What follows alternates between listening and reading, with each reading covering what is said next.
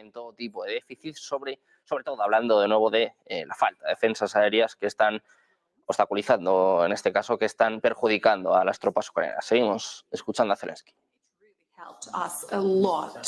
Maybe 3-4 months ago, we reached very serious volumes, and it really helped us because back then we had huge complications with artillery. So FPVs were used at the front line in significant amounts, and actually we've managed to increase the number of FPVs, and it really closed or breached a certain gap, the deficit of artillery. There are other types of drones, long-range ones. We started producing them, a lot of them, but not enough. We started using what actually can protect us. We are hitting really their energy sector because they are hitting ours, and the quality of these drones is good. We've achieved good scopes of production, but we lack money for that. And actually one of the formats we've offered to our partners, meaning there are packages they are voting for, there's weapons they are giving to us, and whenever there's a certain delay, we need to have our own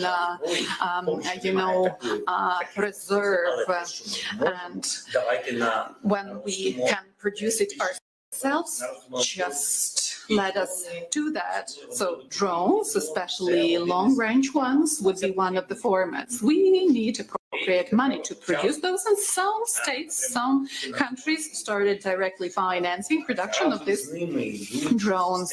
And actually the radio electronic warfare systems are also helping a lot. We have several types of this warfare, and we can be speaking about the thousands already, because without this, neither critical infrastructure nor civilians, nor depots, nor schools and hospitals will be protected. We are working in this regard to the maximum extent possible.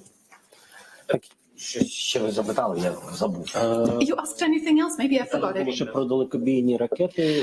Yeah, about long-range missiles and whether it helps. So the long-range missiles like Storm Shadow, Scalp, ATACMS, right? Meaning from Great Britain, from France, and from the United States. 3 types of missiles we were getting and we planned to use. If we had an opportunity to use them in the appropriate numbers, the Russians wouldn't be capable of crossing the border of Ukraine in these quantities. Do you mean using? I know you're pushing to be able to use those against Russian Federation territory, which is not yet allowed. You are in those negotiations, are you, with partners to allow you to strike Russia? Let me tell you the truth. The conditions of this war would be the conditions of survival of Ukraine. We are very grateful to our partners that they are helping, but this is happening so slow, and every decision takes ages. We arrive at this decision later on, but it's like 1 year too late, as I see this. I'm telling you, as I believe it is. And I'm sure we can have a proper dialogue, and we can reach the consensus as regards hitting the long-range missiles to hit the weapons of Russians located alongside with the Ukrainian border. I believe we will reach this decision, because the same happened with giving us tanks and armored vehicles, Patriots, right? And we're still 1 year late.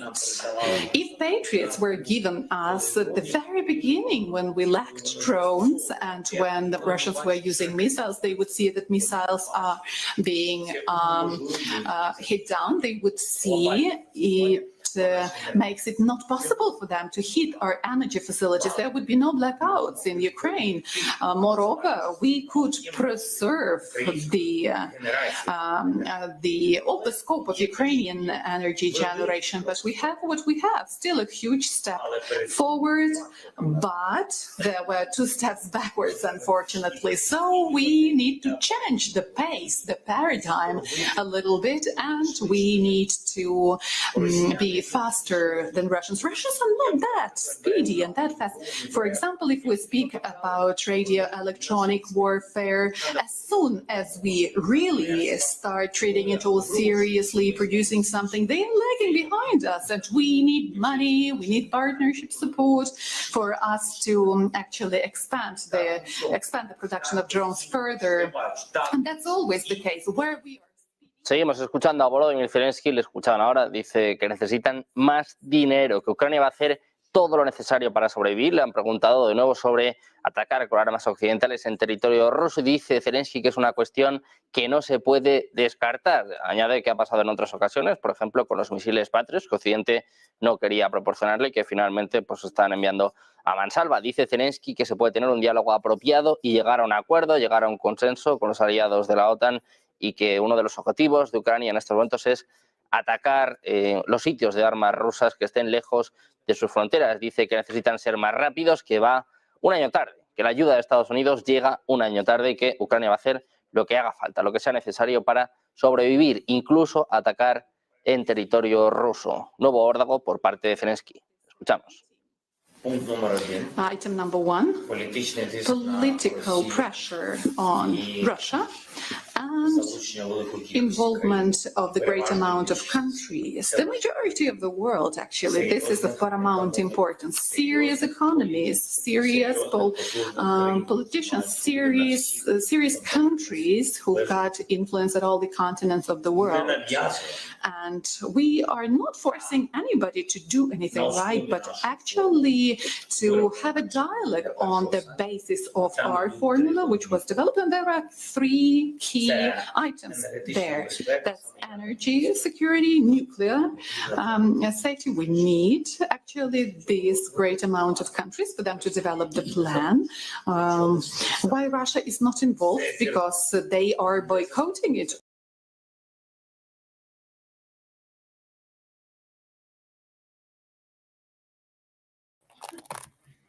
We spent a lot of time today on life-saving air defense systems, which are helping Ukraine stave off waves of Russian missiles, Iranian UAVs, and North Korean munitions.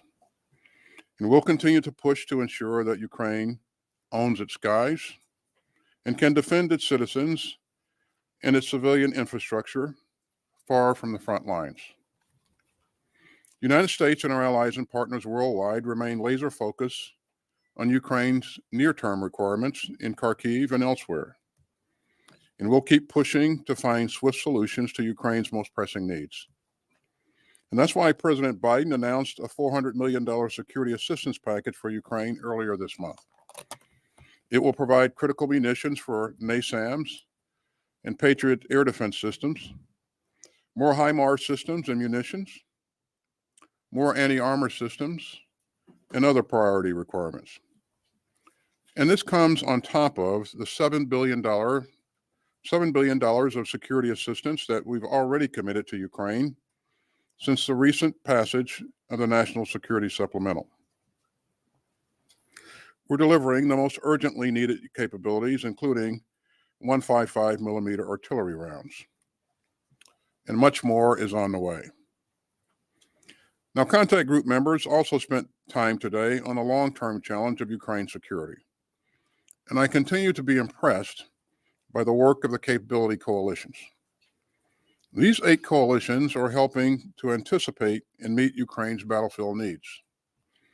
And they're also laying the foundation for Ukraine's future force, which must be strong and sustainable enough to ward off future Russian aggression. Today, we heard updates from the Maritime Coalition and the Integrated Air and Missile Defense Coalition. I'm also impressed with Germany's immediate action on the Air Defense Initiative. It's helping Ukraine's global partners dig deeper and to find rapid and creative ways to deploy more air defense systems and provide the spare parts to sustain Ukraine's defenses.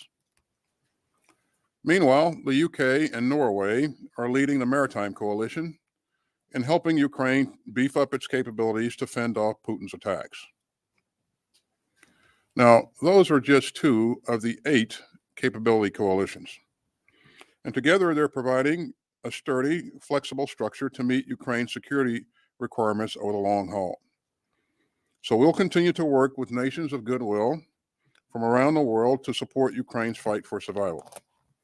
And we'll continue to make the case for why Ukraine matters. The outcome in Ukraine is crucial for European security, for global security, and for American security.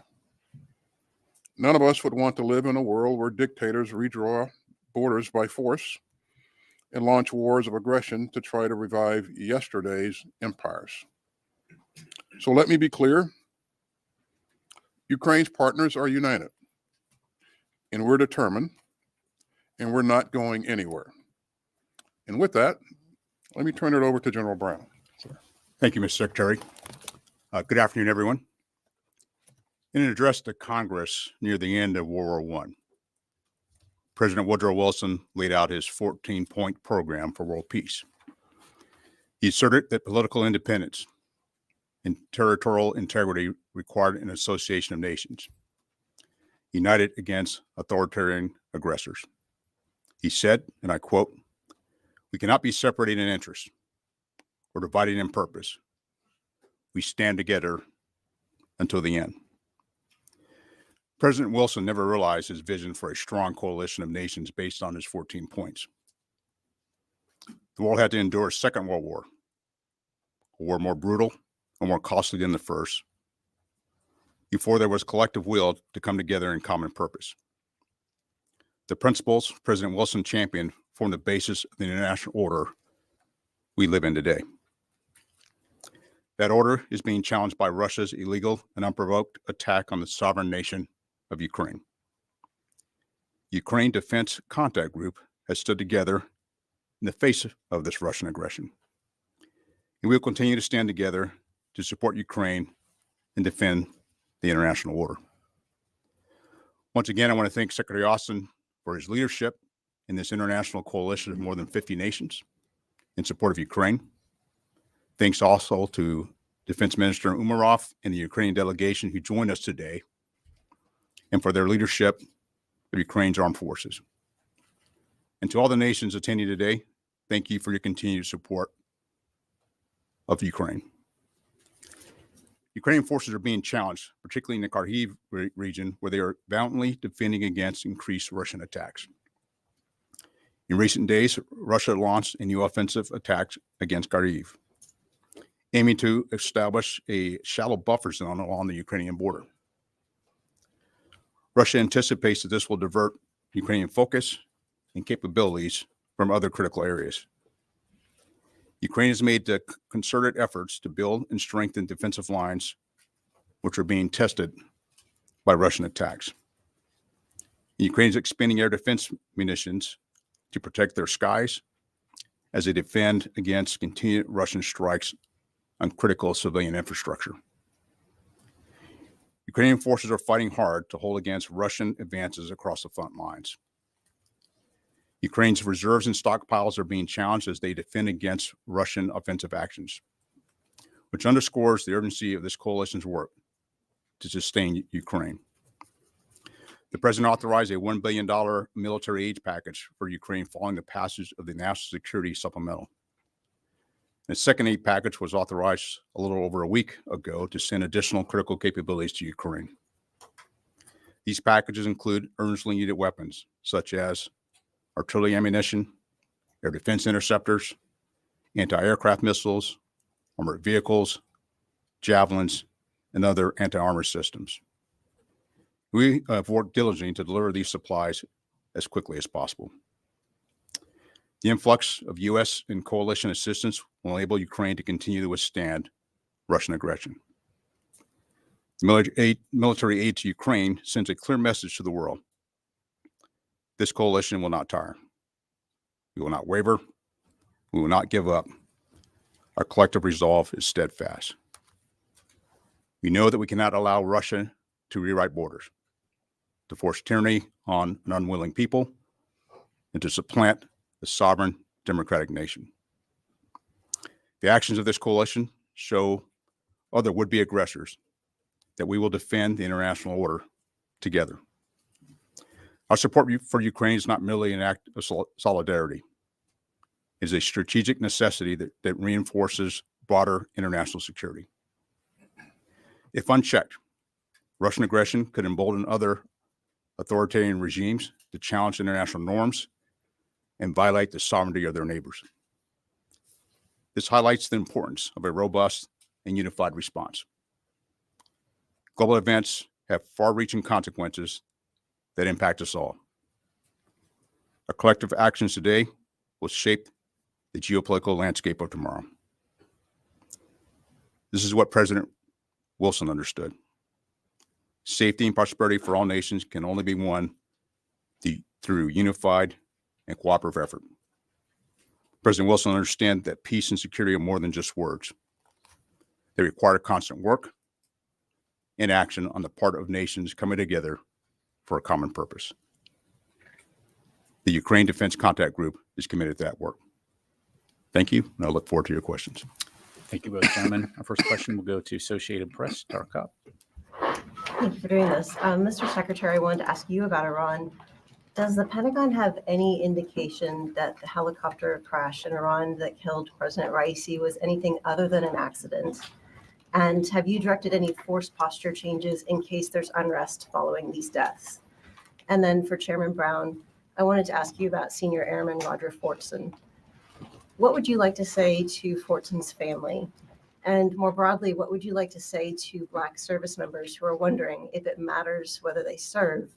No matter what they do, there's still law enforcement that see them as a threat. Thanks, Tara. Regarding the death of Iran's president in the very unfortunate helicopter crash, we continue to monitor the situation, but we don't have any insights into the cause of the accident at this point. And certainly, I know the Iranians are investigating or will investigate, and so we'll see what the outcome is once their investigation is complete. In terms of our force posture, I don't have any announcements to make, and again, this is something that we'll continue to watch, and I don't necessarily see any broader regional security impacts at this point in time, Tara. But at this time, you have no indication that there was anything other than an accident that brought this helicopter down? Right. I can't speculate on what may have been the cause of the accident, Tara. But again, I think we'll learn more once the Iranians have investigated. Jared, let me first of all pass on my sincere condolences to Chairman Fortson's family, friends, and fellow airmen. I know they're going through some difficult times right now. And I will also tell you that, for every service member we lose, it always tears on me because I know it impacts the family. The one thing I would highlight, this is under an investigation, but what I would highlight is that a number of our service members and their families live in our various communities around the country. And we would hope and expect that they would all be able to be safe in those communities and safe in their homes. At the same time, I would also highlight that for each one of those young people that join our service and raise their right hand and take an oath to support and defend the Constitution of the United States, we want to provide them opportunities to reach their full potential. And that's our focus for no matter their background that decide to join our force. Thank you, gentlemen. Next question, go to CNN. Secretary Austin, sir, Israeli Defense Minister Yoav Gallant briefed National Security Advisor Jake Sullivan on Rafah plans and humanitarian efforts. At least according to the readout, it seems it's more detailed. Have you seen the plans that Sullivan was briefed on, and does it meet the requirements of what you want to see in terms of what Israel needs to do before an operation in Rafah? And then General Brown, sir, as Ukraine tries to defend itself against a renewed Russian offensive in Kharkiv, do you believe Ukraine should be able to use American weaponry to target Russian forces that are just right across the border there? Is that a recommendation you would make? Thanks. I've not seen the information that was briefed to Mr. Sullivan, but you know, as you know, I talk to Minister Gallant every week, and I would expect that he would detail the information in that briefing to me as well. So, and I'll talk to Jake Sullivan as soon as he's available. But because of that, I won't speculate as to whether or not it meets any kind of requirements. But again, you know, we've been clear about what we think is very, very important, and that is to make sure that the civilians that are in that battle space are moved out of the battle space before any activity occurs in that city. So we'll see what happens. So. You know, our focus in the support of Ukraine is being able to use capabilities, particularly the things that will impact the close battle in various areas. And we're paying attention to what's going on in and around Kharkiv. I won't publicly talk about what I might advise, but as we continue to support them, I'll continue to work with the Secretary as we make recommendations going forward. But the real key point is using the capabilities that we provided them in the close battle in the areas that they are doing on the fronts that they're already operating on, as well as into Crimea. Okay, let's go to Washington Post. Hi, nice to see you all. This question's for both of you regarding going back to the Rafah operation and following up on Oren's question. So the IDF is announcing plans as recently as today to expand the Rafah operation.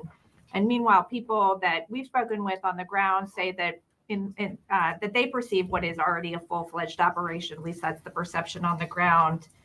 Given the Biden administration's statement that it will not support a full-fledged invasion of Rafah without a coherent evacuation and humanitarian plan, are you prepared to declare that it's a full-fledged invasion if these actions go ahead? And do you think there's a danger that the IDF could sort of just do this gradually, continue to make sort of gradual expansions and incremental push into Rafah in a way that falls short of a giant charge into the city and potentially try to avoid the U.S. consequences that have been threatened? Thank you. Yeah, again, I've seen what was reported that Minister Gallant said. I look forward to talking to him about what his plans really are, and also talking with Jake Sullivan as well. And I really don't want to speculate as to whether or not this is or is not or will be a larger operation. I really would like to see what they intend to do. But what we would like to see, again, is protection of those civilians that are in the battle space. Move those civilians out, but not only move them out, but make sure that wherever they go, wherever you move them to, that you have provisions for them to take care of them. Water, shelter, those types of things. And, you know, I've said before that in my view, there have been far too many casualties, civilian casualties in this fight. We need to see something done a lot differently. And even, you know, if there is kinetic activity, if there is an operation that is conducted that's larger, we certainly would like to see things done differently, more precise, and less destruction of the civilian structures and more protection of the civilian population. But I would echo, you know, very much what the Secretary said, and all my conversations with my counterpart, it's very much the same. You know, be able to communicate with us what their intent is, so we understand how they're approaching it, but at the same time being able to take care of the civilians. And not just, you know, move them out, but move them into places where they can, you know, have shelter, have food. And that's something we continually message in the engagements I have with my counterpart. Let's go to Fox. Secretary Austin, Victoria Nuland, the former acting Deputy Secretary of State who just stepped down, said yesterday on the Sunday shows that the administration needs a new Ukraine strategy. And she said, quote, "I think if the attacks are coming directly from over the line in Russia, that those bases ought to be fair game. I think it's time to give the Ukrainians more help hitting these bases inside Russia. Do you agree with her assessment?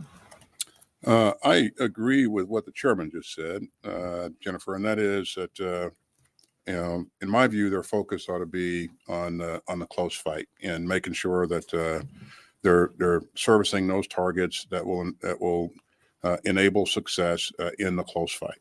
So we've been that way throughout, and that'll be my view going forward. So. And General Brown, is there anything NATO can do to help Georgia resist Russian efforts to expand their influence? How does this affect what's happening in Georgia right now? How does it affect Georgia's pathway to NATO? Well, we're deeply concerned in watching the influence Russia has in Georgia, and we'll remain committed to Georgia's sovereignty. As I met last week with my NATO counterparts, we consistently talk about how we work together to the sovereignty of the nations that are part of NATO, but also just the overall security situation in Europe. But will this affect Georgia's admission to NATO or pathway to NATO? Should they? Well, I'm not in the policy making decision points of whether or not. But from my perspective as a uniformed service member, it's about ensuring the security of the various nations, but also the security of the citizens of those nations as well. Okay, let's go to Al Jazeera. Thank you, General. Thank you, Mr. Secretary. The International Criminal Court prosecutor today announced he's requesting arrest warrants against Prime Minister Netanyahu and of Israel and your counterpart, Mr. Gallant, over accusation of war crimes and crimes against humanity in Gaza. My first question, will your administration support this case, and will you cooperate with the court on this case? And the second question is, the U.S. being the main supporter of Israel, and in light of this case, will you reconsider the provision of weapons to Israel, some of which have been used to kill Palestinian civilians, according to President Biden? Thank you.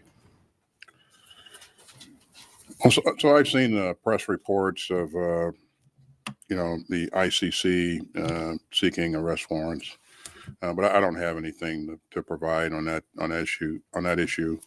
Again, our focus continues to be on providing Israel what it needs to defend itself. That's been our focus from the very beginning, and as President Biden has said a number of times, our support to Israel remains ironclad. I think it's important to reflect back to how this got started. This brutal attack on October 7th, a number of Israeli and American civilians were killed in that assault, in that terrorist attack. There were over 230 hostages taken. Half of those hostages remain in custody. And so, again, our focus remains on providing support to Israel in its efforts to defend itself. And we very much would like to see the hostages returned safely. And in terms of the decision to provide weapons to Israel, again, I won't engage in any type of speculation going forward. But again, my hope would be that we do what's necessary to protect civilians in the battle space. And you'll hear me say that over and over again. I don't think the two things are incompatible. I think you can conduct military operations effectively and also account for civilians in the battle space. We have learned a lot. The United States has learned a lot in terms of this type of operation over the past several years. And again, there are ways to do this where you can account for both. You can protect the people and also accomplish your objectives. Let's go to Reuters. General Brown, could you explain, you've been quoted talking about the inevitability of U.S. advisors in Ukraine, working with Ukrainian forces. Can you explain a little bit about why that is necessary and what it would take to make that happen? And Secretary Austin, on the ICC, President Biden has called it, the arrest warrants, outrageous. This department had said it would work with the ICC to provide evidence about Ukraine. Is that work continuing? How does this decision affect those Pentagon efforts? Thank you. So let me put that discussion into context. If you go back before February of 2022, we had our U.S. military members in there while working and training with the Ukrainians, and that's not the case right now. And when I said that we would be able to do that eventually, once this conflict is over and we're in a better place, then I would suspect we would be able to bring trainers back in. But right now, there are no plans to bring U.S. trainers into Ukraine. So on the question of the ICC, again, as I said earlier, I don't have anything to add on the reports that we've seen here recently. Regarding the question of whether or not we'll continue to provide support to the ICC with respect to crimes that are committed in Ukraine, yes, we continue that work. Time for just a couple more. Let's go to NPR. Mr. Secretary, I want to go back to Rafah. You said you haven't received a detailed military plan from the Israelis about the way ahead there. What about the humanitarian plan? You say you want them to care for these hundreds of thousands of people displaced, provide food, shelter, medical care. Have they given you any indication about how they plan on doing that? Early on, we received a conceptual brief on how they were going to put measures in place to take care of the population that moved out of that battle space, and the things that are required to support that plan. We've just not seen. I've not seen those elements go into play, and so my view is that there's more work to be done, and my view is also that this takes time, and so. Again, those things that I think need to be in place to take care of people whenever they migrate from one place to another. Again, I've not seen evidence that those things are in place yet. So, well, can you give us a sense of the concept that they gave you? Any details on that to us? I'll leave that to the Israelis to brief their concept. But yeah, it's one thing to have a concept. It's another thing to actually put it into play. So let's go to NBC. Mr. Secretary, you said that it is possible to conduct operations and also account for civilians in the battle space. And I wonder, on Rafah, given your extensive military experience, what you're seeing happen in Rafah right now, do you think that Israel is doing that, conducting their operations and accounting for civilians in the battle space? And then, Mr. Chairman, on the idea of Ukraine conducting strikes inside Russia, I wonder if you can say, are you confident that none of the long-range ATACMS that the U.S. has provided have been used to strike inside Russian territory? So regarding what Israel's doing inside Rafah, what we've seen thus far is a limited action that's been focused on the Rafah border crossing. And again, it's reported that Minister Gallant said that he looks to expand operations going forward. Now, I look forward to having that discussion with him to understand, what his intent is and how he's going to do that. But again, what we want to see is civilians accounted for and moved out of that battle space before anything happens. We've been clear about that throughout. As you well know, I think before this fight kicked off in Gaza, there were some 275,000 or so people that lived in and around Rafah. That number grew to 1.25 million or so, and that's a big jump, and that's a lot of people in a very compressed battle space. That's in a very difficult urban area, and as you know, urban combat is very, very intense, very difficult to begin with. So unless you account for those civilians and do things differently, then I think you stand to have a lot more casualties going forward, and that's something that we'd like to see change. Let's go to Scripps. Yeah, I am confident the ATACMS that we provide have not been used in Russia. They've been used in targets in Ukraine. Secretary Austin, the Russians, they're flying bombers in Russian territory with glide bombs that are having a devastating impact on the battlefield inside of Ukraine. Should the Ukrainians be able to use American air defenses to hit those Russian bombers in Russian territory? Well, again, you can diagram a number of different cases for, whatever. I would say that we have been clear about providing Ukraine the ability to defend its sovereign territory. And again, the dynamics of an aerial engagement, I leave it up to the experts, but certainly, our expectation is that they continue to use the weapons that we provided on targets inside of Ukraine. Now, the aerial dynamics a little bit different, and so, but again, don't want to speculate on any one or any type of engagement here at the podium. So, it's off limits or not off Yeah, limits? so final question, we'll go here. Thank you.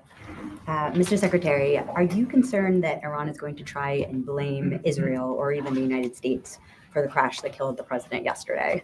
And for General Brown, Israel is also conducting operations in northern Gaza, even though they've said that they previously said that they had defeated Hamas there. So particularly given your personal experience fighting terrorists in the Middle East, do you believe that Israel can achieve its goal of fully eliminating Hamas? The United States had no part to play in that crash, and that's a fact, plain and simple. And Israel? Are you afraid they're going to blame Israel? I won't speculate as to what they'll blame. Again, they have to conduct an investigation to see what the cause of the crash was. It could be a number of things: mechanical failure, pilot error, you name it. So. To your question about northern Gaza, and based on experience, not only do you have to actually go in and clear out whatever adversary you're up against, you have to go in and hold the territory, then you got to stabilize it. The Israelis did not actually, once they cleared it, didn't hold, and so that allows your adversary then to repopulate areas if you're not there. And so that does make it more challenging for them as far as being able to meet their objective of being able to militarily destroy and defeat Hamas. Do you think they will be able to do that? Well, I mean, Hamas it's not just an organization; it's a ideology, and so you got to think about the overall piece of being able to provide security not only for Israel but just there in the region is going to take a concerted effort, not just from a military piece, but it's also how we work the humanitarian assistance, which is why we focus so much. Secretary talking about humanitarian assistance and protecting the civilians that are there in Gaza. Secretary Austin, General Brown, thank you very much, gentlemen. Ladies and gentlemen, this concludes our press brief.